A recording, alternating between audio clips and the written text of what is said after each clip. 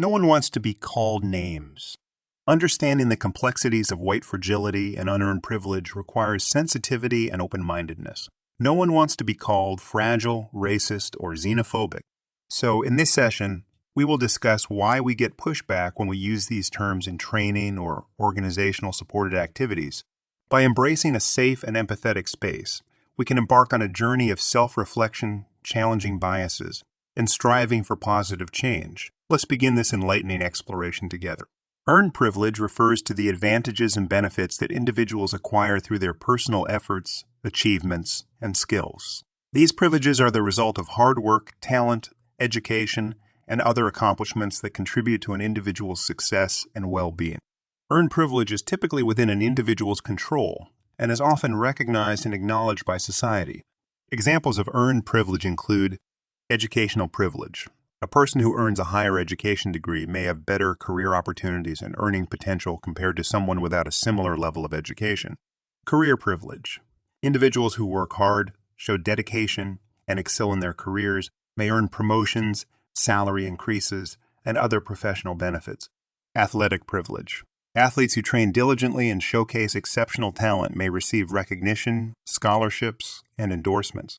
Unearned privilege, on the other hand, refers to the advantages that individuals receive solely due to their membership in a particular social group, such as race, gender, sexual orientation, or socioeconomic status.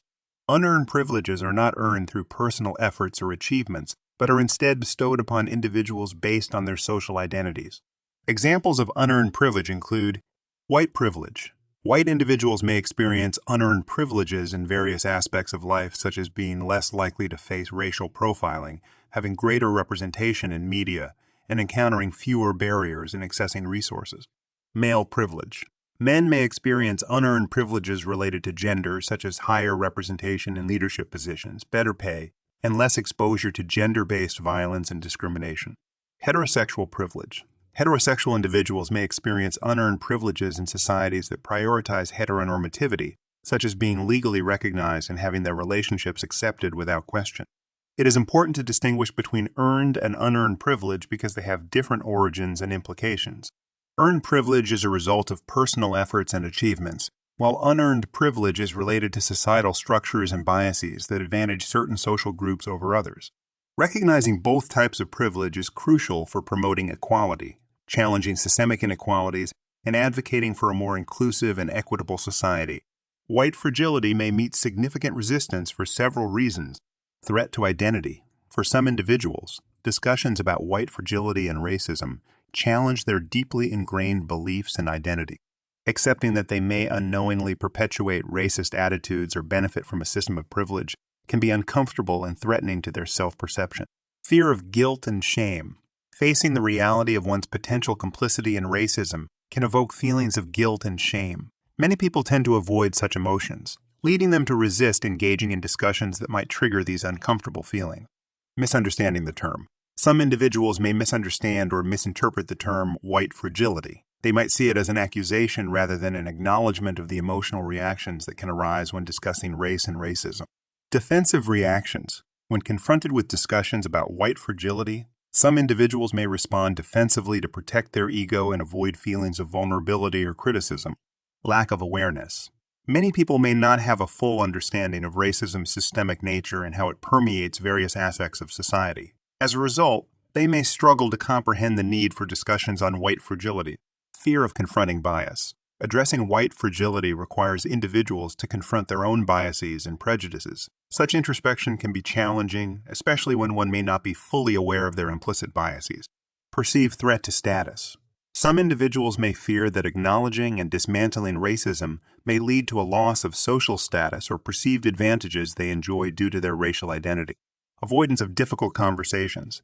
Engaging in discussions on white fragility often involves uncomfortable conversations about race, privilege, and inequality. Many people prefer to avoid these difficult discussions altogether. Lack of empathy. Without personal experiences of racial discrimination, some individuals may struggle to empathize with the lived experiences of those affected by racism, making it harder to engage in meaningful discussions. Political or ideological beliefs. Discussions on white fragility and racism can intersect with political or ideological viewpoints, leading to resistance from those who hold opposing beliefs or see these conversations as politically motivated. Despite these challenges, open and empathetic conversations about white fragility are essential to promote awareness, understanding, and ultimately foster a more inclusive and equitable society. Encouraging a safe and respectful space for dialogue can help address resistance and facilitate constructive discussions on these crucial issues. A better way. A better way to approach discussions about white fragility and privilege is to create a safe and empathetic environment for dialogue. Here are some strategies. Foster a safe space. Establish a safe and inclusive space where individuals can share their thoughts and experiences without fear of judgment or criticism. Active listening. Encourage active listening to understand different perspectives and experiences without interrupting or invalidating others' feelings. Empathy and understanding.